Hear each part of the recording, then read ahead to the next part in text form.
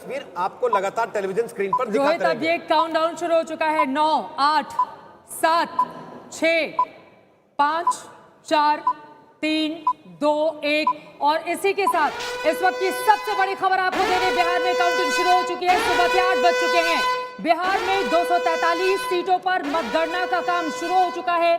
सबसे पहले postal ballot खोले जाएंगे और उसके बाद ईवीएम को लेकर भी वहां पर तैयारियां पूरे जांच परखा गया है ताकि किसी को भी शक की कोई गुंजाइश नहीं रह जाए। और इस वक्त की सबसे बड़ी खबर आपको दिखा रहे हैं। 8 बज चुके हैं, बिहार में काउंटिंग शुरू हो चुकी है और माना यही जा रहा है कि अब से थोड़ी देर के बाद यानी कि 8:15 बजे पहला रुझान सामने आ जाएगा। और सबसे पहले वो रुझान आप देखेंगे आज तक पर पहला रुझान क्या आगे उसी तरह से बढ़ता हुआ चला जाएगा या पहले रुझान को सिर्फ हल्के में लिया जाए और आगे तस्वीर कुछ और हो सकती है।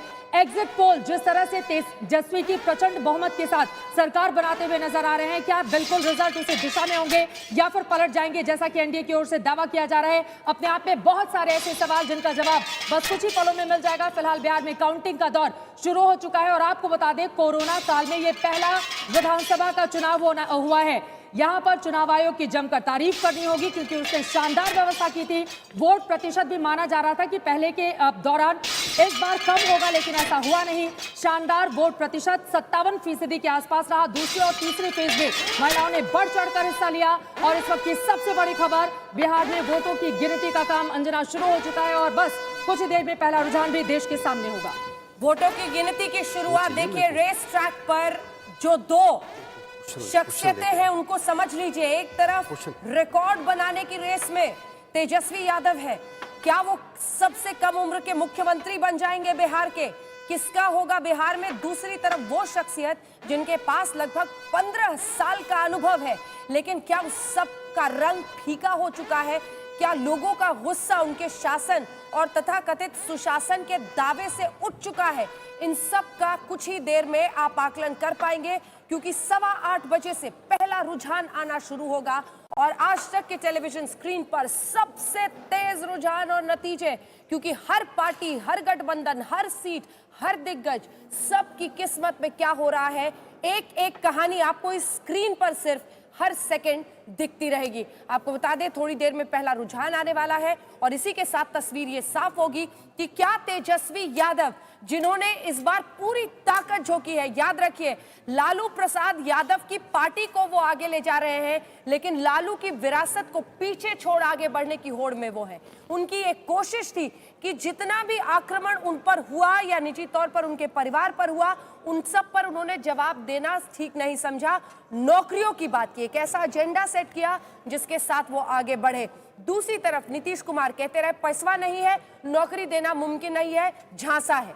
बीजेपी बार बार जंगल राज की याद दिलाती रही, लेकिन इन सब के बीच बीजेपी के लिए भी एक बड़ी सीख हो सकती है। जेडीयू के साथ गठबंधन में इस बार चुनावी मैदान में उतरना क्या उनको भारी पड़ा? क्या जो एंटी इनकम्बेंसी नीतीश कुमार के खिलाफ था, जो गुस्सा था, जो लॉकडाउन के बाद लोगों को अपनी आर्थिक परिस्थिति को देखकर दिक्कत थी, उसकी वजह से लोग पूरी तरह से एनडीए से छिटक जाएंगे। बीजेपी के लिए क्या संदेश होगा? तो बिहार में वोटों की गिनती जारी है। इस समय आपको बता दें पहले पोस्टल बैलेट की गिनती हो रही है। इस बार कोरोना की वजह से काफी चीजें बदल गई और ऐसे में बुजुर्गों को, कोरोना पीड़ितों को कुछ हद तक ये छूट दी गई कि वो अपने घर से अपने मताधिकार का इस्तेमाल कर सकते हैं।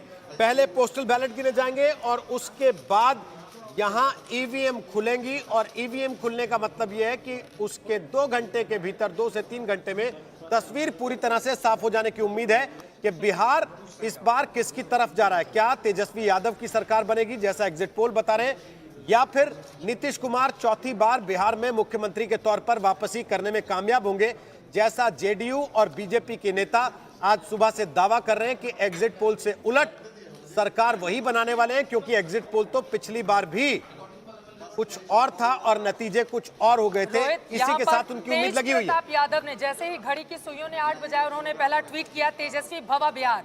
इस तरह से तेजस्वी की सरकार बनाने का दावा अब लालू परिवार की ओर से शुरू हो गया है। ये अपने आप में महत्वपूर्ण है। 32 साल के हैं तेज प्रताप यादव, महुआ सीट से पिछली बार चुनाव लड़ा था, इस बार उन्होंने सीट बदल ली है, लेकिन तेजस्वी भव्य बिहार का नारा देते हुए इस वक्त दिखाई दे रहे हैं। वो 8 बजते ही पहला ट्वीट लालू प्रसाद यादव के परिवार से, ये पहला ट्वीट निकलकर सामने आया है। फिलहाल आपको जैसा कि हम जानकारी दे रहे हैं, वोटों की गिनती का काम शुरू हो चुका है। पोस्टल बैलेट सबसे पहले वहां पर मतगणना का काम किया जा रहा है और कुछ ही देर के बाद जैसे ही ईवीएम का पिटारा खुलेगा उसके बाद यह साफ होता हुआ चला जाएगा कि 2015 के मुकाबले इस बार की स्थिति कितनी उलट रहती है। 80 सीटों पर आरजेडी ने जीत हासिल की थी, लेकिन इस बार के एग्जिट पोल और जैसा कि हमने भी दिखाया था, क्या प्रचंड बहुमत के साथ तेजस्वी अपनी सरकार बना लेंगे या फिर नीतीश कुमार, जो दावा उनकी पार्टी की ओर से किया जा रहा है कि नहीं इस बार भी यानी कि 15 सालों के बाद अगले 5 साल के लिए नीतीश कुमार भी बनते हुए दिखाई देंगे। रोहित, ये अपने आप में काफी ज्यादा महत्वपूर्ण है। फिलहाल लालू प्रसाद यादव के परिवार की ओर से यह पहला ट्वीट सामने आया है जिसमें कहा गया है तेजस्वी भवा बिहार, और ये तेजस्वी के बड़े भाई तेज प्रताप यादव की ओर से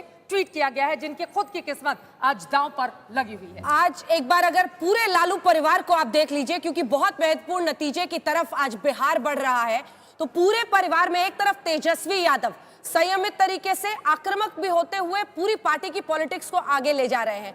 कई बार तेज प्रताप को लेकर कुछ दिक्कतें हुई, न सिर्फ उनकी शख्सियत, उनकी पारिवारिक जीवन को लेकर, लेकिन एक बुना गया ताना बाना माफ कीजिएगा एनडीए की तरफ से, जिसमें यह कहा गया कि दोनों भाइयों में ठीक से पटती नहीं है, आपस में ही रेस लगी हुई है। लेकिन इन चुनावों ने एक तरह से साबित किया कि दोनों ने एक परिपक्वता दिखाई, जिसमें तेज प्रताप अपनी सीट पर फोकस करते रहे, लेकिन आज इस ट्वीट के जरिए उन्होंने एक तरह से शुभकामनाएं और आने वाले वक्त के लिए संकेत अपनी तरफ से दे दिया है। वो भी तेजस्वी के वर्चस्व को स्वीकार कर आगे बढ़ रहे हैं। इस बीच हमारे साथ कई खास मेहमान भी जुड़ रहे हैं और जो पैनल यहां पर मौजूद है, जैसे रुझान आएगा सबसे पहले आप उसे आज तक पर देखेंगे। हमारे साथ तमाम नेता जुड़ रहे हैं, उन सबका परिचय भी राजीव जेटली बीजेपी की तरफ से है, नवल किशोर आरजेडी की तरफ से जुड़ रहे हैं, अजय पांडे हमारे साथ जुड़ रहे हैं और साथ ही एलजेपी की तरफ से अजय जुड़ रहे हैं। और आइए सबसे पहले हम शुरुआत करते हैं जेटली जी के साथ। देखिए राजीव जी, जो तस्वीर सामने आ रही है उसमें अभी तक के रुझान ये साफ संकेत देते हुए, अभी रुझान का इंतजार करना है, एग्जिट पोल का अनुमान कहना होगा क्योंकि अब जुबान पर रुझान आना शुरू हो गया है, 8:15 बजने वाले हैं। जो सबक बीजेपी के लिए हो सकता है वो आपको ये बताएगा कि इस बार आप बिहार की जो तस्वीर थी और जो जनता का मिजाज था शायद उसको भाप ही नहीं पाए। आप जंगल राज याद दिलाते रहे और तेजस्वी ने एजेंडा सेट कर दिया नौकरियों पर, और आप उस पर सफाई देते रहे और बाद में नौकरी ही नौकरी का वादा करते रहे। अंजना जी, मैं अभी बीजेपी दफ्तर में बैठा हूं और बहुत सारे यहाँ पर ऐसे लोग हैं जो स्टाफ विभिन्न मीडिया चैनलों से यहाँ पर आया हुआ है और उसमें बड़ी तादाद में लोग बिहार से जुड़े हुए हैं, जो बिहार से मूल निवासी हैं बिहार के। वो बार बार एक ही बात चर्चा करते हुए नजर आ रहे हैं कि हमें वो बिहार वापस नहीं चाहिए जो 15 साल पहले हुआ करता था। ये मैं मीडिया के जो सज्जन हैं, मीडिया के भाई हैं, उनकी चर्चाओं की बात कर रहा हूं। मैं किसी को कोट नहीं कर रहा हूं कि कोई क्या कौन व्यक्ति किस तरीके की बात कह रहा था। तो लोग एक खौफ में और डर में भी हैं कि इस तरीके का बिहार हम वापस नहीं चाहते हैं जो हमने 15 साल पहले देखा था। और आपके एग्जिट पोल के अंदर ही अगर मैं देखूं तो आपने बाइफरकेट करके एग्जिट पोल में एक बात दिखाई थी। आपने कहा कि जिन लोगों ने 15 साल पहले का बिहार नहीं देखा, मतलब जो बहुत युवा है, मैं एग्जिट पोल को कोट कर रहा हूं, सिर्फ अभी परिणाम को नहीं कर रहा हूं, उसमें उन लोगों ने महागठबंधन को वोट किया जो पहले का बिहार नहीं देख पाए थे। तो ये बात स्पष्ट हो गई कि जिन्होंने पहले का बिहार देखा था वो कम से कम महागठबंधन के साथ तेजस्वी यादव जी के साथ नहीं जाना चाहते हैं। तीसरी बात, तेजस्वी यादव जी कितने घबराए हुए हैं क्योंकि उन्हें अंदाजा है अपने कल्चर का। वो कह रहे हैं अगर जीत हुई तो भी अपने आप को कंट्रोल में रखिएगा, मतलब कोई ब्लास्ट होने वाला है, बड़ा कोई चीज बम फटने वाला है, सबसे पहले तो आपका शीर्ष नेतृत्व भी घबराया हुआ है कहीं मुझे वापस में एक ही दिन में 15 साल पहले वाला बिहार ना देखने को मिल जाए। तो आप ये सारी बातें देखिए, घबराहट हर जगह पर बिहार में देखने को मिल रही है। बिहारी चाहता है कि मुझे सुशासन चाहिए, मुझे विकास चाहिए, मैं नहीं चाहता कि मैं अपने घरों से निकलना बंद कर दूं। डॉक्टर चाहता है मैं प्रैक्टिस करूं, हर व्यक्ति चाहता है मैं व्यापार खत्म हो गई सर। आज आप काउंटिंग डे पर बैठे हैं राजीव जी, ये सब भाषण पहले देना था, समझाना था और यही सब बोला गया आपकी तरफ से, लेकिन भरोसा किस पर लोग करते हैं वो जरूरी होगा। नहीं, मैं एक बात कह रहा हूं कि आप वोटिंग खत्म हुई है, बिहारी खत्म नहीं हुआ, बिहार खत्म नहीं हुआ। बिहार की जनता को सेवाएं चाहिए। हमारी केंद्र की सरकार ने 1,25,000 करोड़ का पैकेज दिया, हम उसको मेंटेन रखेंगे। परिणाम कुछ भी आए, बिहार की जनता का कसूर नहीं है। अगर कहीं पर कोई ऐसी नौबत आ गई कि वो दिन दोबारा देखने को मिले, तो हम आश्वासन देते हैं केंद्र की तरफ से बिहार की जनता को पूरा आज तो सपोर्ट कम से रहेगा। कम बड़ा दिल केंद्र की दिखा तरफ से दीजिए, बिहार की अपनी जनता को जीत पूरा का दावा ग्रांट आप जाएगा। कीजिए, लेकिन ये भी मानिए कि कम से कम बिहार की जनता अपनी विवेक से, अपनी बुद्धि से जिसके लिए भी फैसला करेगी, आप उसका सम्मान करेंगे। कम से कम इतना बड़ा दिल, आप इतने बड़े नेता हैं, इतना तो रखना चाहिए राजीव जी। सम्मान इतना, इसे सम्मान से बड़ी बात क्या कहेंगे आप? हम कह रहे हैं हम उनकी सेवाओं के लिए तत्पर रहेंगे, हमेशा हाजिर रहेंगे, उनके लिए हर मुमकिन कार्य करेंगे। हम तो कह रहे हैं बिहार की जनता के लिए तो हमने काम कर रहे हैं। हम किसी विपक्षी राजनीतिक दल के लिए काम नहीं तेजस्वी करने भवा वाले, बिहार का लेकिन नारा बिहार की तेज जनता प्रताप के लिए यादव हम की ओर से दे दिया गया है। दिखाएंगे। जेटली जी, आपका नारा क्या होगा, इस पर मैं आऊंगी, लेकिन उसके पहले नवर किशोर जी, मैं सीधे आपका रुख करते हुए, तेजस्वी भवा बिहार संभव होगा क्या? देखिए, चुनाव अभियान के दौरान हमने वर्तमान और भविष्य की बात की, हमारे नेता ने वर्तमान और भविष्य की बात की, और कुछ लोग पिछले इतिहास के बासी पन्नों का पाठ पढ़ा रहे थे। और चुनाव के दरमियान, अभियान के दौरान आपने देखा होगा कि जो माहौल दिख रहा था उससे ऐसा लग रहा था कि तेजस्वी भवा बिहार और तेजस्वी अपने अपने पूरे अभियान में यह दिखाया कि वह एक अच्छे बेहतर विकास के लिए या बेहतर बिहार के लिए कमिटेड है। और वो कमिटेड उनके प्रण पत्र में भी दिखा, उनके घोषणा पत्र संकल्प बदलाव का में भी दिखा, जिसमें उन्होंने कहा कि मैं जो भी बात कह रहा हूं ये सच होने वाला है। इन चीजों पे लोगों ने भरोसा दिखाया, ऐसा उस समय भी दिखा था। लेकिन नवल किशोर जी, ये जो एग्जिट पोल के नतीजे आए हैं, उसी से आप लोग खुश हैं, गदगद हैं और जश्न की तैयारी शुरू कर चुके हैं, या थोड़ा इंतजार करेंगे कि कम से कम 12 बज जाए, उसके बाद स्थिति साफ हो पाएगी बिहार की? नहीं, बिल्कुल नहीं। पहले भी हम लोगों ने बोला कि सर्वे जो है या ओपिनियन पोल है, इसके अपने अपने चरित्र होते हैं, वो कैसे करते हैं उनका मानना है। लेकिन हमें बिहार की जनता पे भरोसा है कि जिस तरह से उन्होंने 15 साल के शासन का आकलन किया, जिसके विषय में उनके नेता ने कुछ नहीं बोला और उसके 15 साल की बात करते रहे, हम तो आगे 15 साल की बात करते हैं, आने वाले 5 साल की बात करते हैं कि जो समस्या है वो चाहे रोजगार के स्तर पे हो, चाहे विकास के स्तर पे हो, चाहे निवेश के स्तर पे हो, या कमाई, दवाई, पढ़ाई, कार्रवाई, सुनवाई, ये सब के ठीक है नवल किशोर जी, अब तो ये मुद्दे सब आपने रखे हैं, बस इतना बता दीजिए, अभी तय कर लेते हैं हम लोग, ईवीएम में गड़बड़ी थी या नहीं थी? काउंटिंग के पहले बोल दीजिए। नहीं, देखिए, ये तो आपका काम है पता करना, हम लोग कैसे पता कर सकते हैं? आरोप लगाना भरोसा है कि नहीं ईवीएम पर? जाते हैं, आपका काम केवल आरोप लगाना है क्या? भरोसा है कि नहीं ईवीएम पर?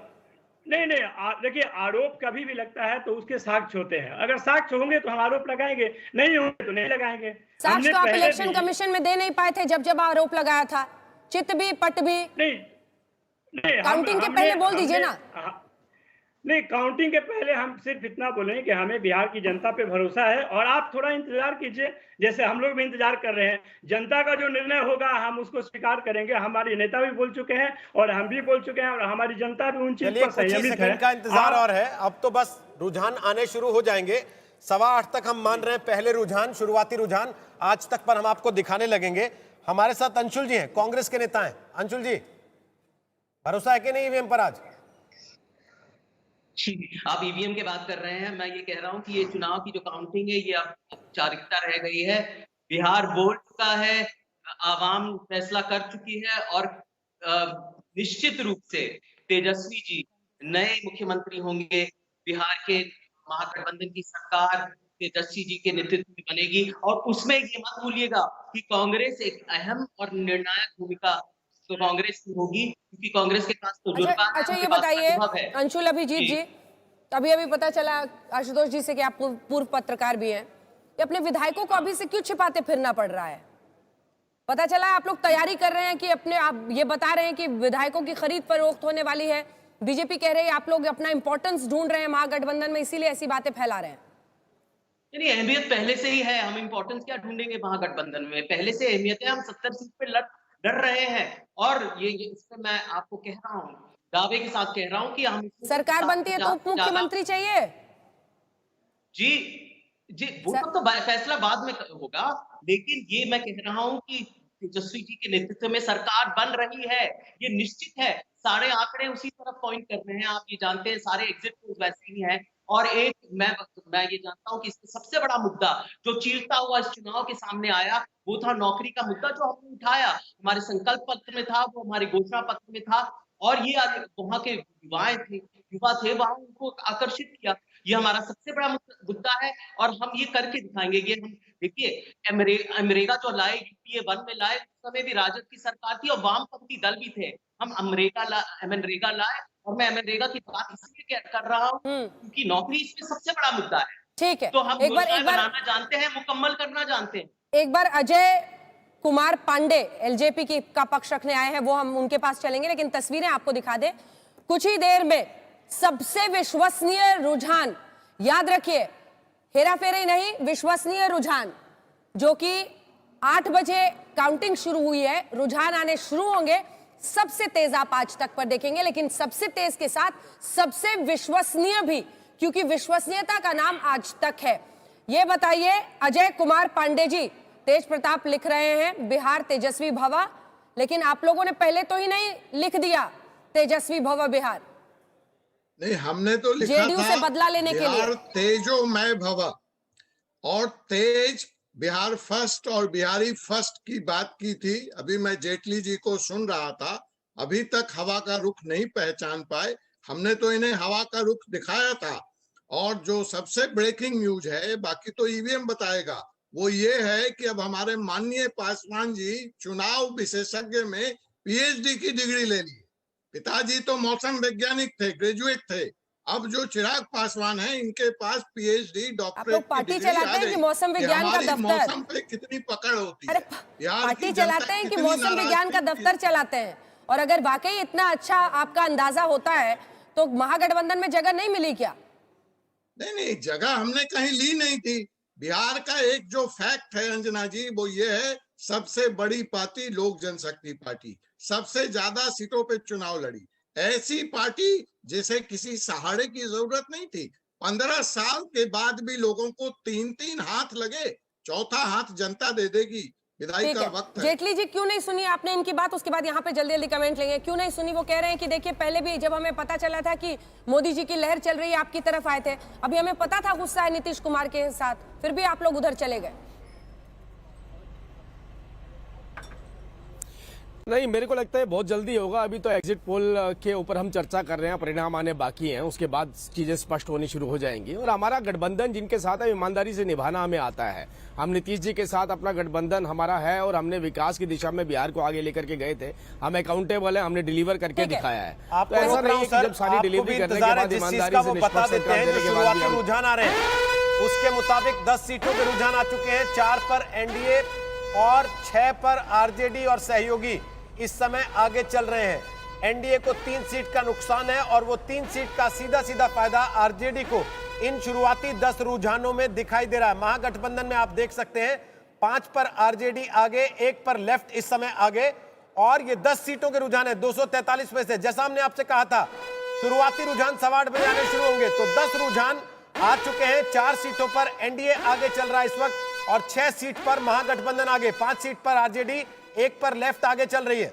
लेकिन एनडीए में भी आप देखिए तो 3 सीटों पर भारतीय जनता पार्टी आगे चल रही है और 1 पर जेडीयू आगे चल रही है। शुरुआती माना जाता है कि जो पोस्टल बैलेट्स होते हैं वो खुलते हैं और उससे क्या संकेत मिलते हैं, जल्दी से इस पर संजय जी आपसे कमेंट लेते हुए। आंकड़ा बदल गया, 14 पर आरजेडी प्लस आगे और एनडीए 5 पर आगे। इस वक्त की बड़ी खबर आप देख रहे हैं। आपको बता दें कि 20 के रुझान 243 में से निकलकर सामने आए हैं, जिसमें 14 पर आरजेडी, और ये एक बहुत बड़ा गैप। हालांकि शुरुआती ही रुझान ये है, एनडीए 5 सीटों पर आगे चलती हुई, जबकि 14 पर आरजेडी प्लस यानी कि महागठबंधन। शुरुआती रुझान माना यही जाता था पोस्टल बैलेट जब खुलते हैं तो वो एनडीए को, बीजेपी को ज्यादा फायदा पहुंचाते हैं, लेकिन यहां पर तो शुरुआती रुझान कम से कम एग्जिट पोल के आंकड़ों के आसपास रहते हैं। हालांकि बहुत शुरुआती हैं, थोड़ा इंतजार करना होगा, 12 बजे के आसपास ही पूरी तस्वीर साफ हो पाएगी। लेकिन ये अपने आप में बेहद दिलचस्प। दाहिनी तरफ से शुरुआत करते हुए आशुतोष जी, इन आंकड़ों पर आपकी टिप्पणी। 14 पर आरजेडी प्लस, 5 पर एनडीए प्लस, 20 सीटों के रुझान क्या बताता है? नहीं, मैं अभी इस पर कोई टिप्पणी नहीं करूंगा, क्योंकि मुझे याद है 2015 में इसी तरीके से शुरुआती रुझान आए थे और सबने कह दिया था कि उस वक्त दरअसल एनडीए बीजेपी की जीत हो रही है। ये बहुत शुरुआती है, अभी पोस्टल बैलेट है, बमुश्किलन 100-200 वोट ही हुए होंगे।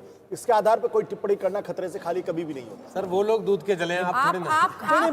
आप मुझसे मेरी राय पूछ रहे हैं। अभी मैं कह दूं कि नहीं, महागठबंधन को महान सफलता मिल रही है और कुछ देर बाद बदल जाए तो दूध क्या का होगा? जला छाछ भी फूक फूक कर पीता है पीता है। 21 और वही रुझान हो फूक गए फूक अंजना, कर पी देखिए। रहे हैं। और लेकिन आशुतोष जी आपकी तो रुझान और आ गया। ये सीरत और चरित्र नहीं था कि आप डर डर कर बोले, लेकिन एक बार फिर से देखिए ये रुझान आते चले जा रहे हैं और शुरुआती रुझान क्या साफ संकेत दे रहे हैं हवा किस तरफ है, क्योंकि 6 संगीत जी अगर वेट नहीं 7 करना हो गया चाहते भाई, एनडीए वो की बोलना तरफ, चाहते हैं 7 एनडीए की तरफ से। नहीं बोले अब संगीत जी, थोड़ी 22 देर वो रुझान चुप हो रहेंगे, संजय जी बोलेंगे पहले। संजय जी 7 और उधर 14 आरजेडी, ये पोस्टल बैलेट्स में ये होना बहुत बड़ा संकेत माना जाए। संकेत नहीं, संकेत तो हैं बिल्कुल, ये क्योंकि ये संकेत भी उसी तरफ जा रहे हैं जिस तरफ एग्जिट पोल के अनुमान आए हैं। लेकिन आपने कहा आशुतोष जी तो बिल्कुल सहम के नहीं बोलते, डर डर के नहीं बोलते, और लेकिन मैं तो सहम के बोलता हूं ज्यादातर, और मुझे लगता है कि मुझे लगता है कि आशुतोष जी की बात से मैं बिल्कुल सहमत हूं। बहुत शुरुआती रुझान है, अभी हमें वेट करना चाहिए कम से कम 10-11। प्रभु जी पत्रकार मेरे मित्र हैं, आशुतोष हमने काम किया है, मेरे को याद है एक बार हमने उत्तराखंड में क्या किया था, कांग्रेस को डिक्लेयर कर दिया, बीजेपी को डिक्लेयर कर दिया था, अनाउंस कर दिया था कि जीत रहे हैं, और कांग्रेस जीत गई थी। इसलिए एक्सपीरियंस हम लोगों को है कि कभी भी गलती में कोई भी फैसला अनाउंस नहीं करना चाहिए।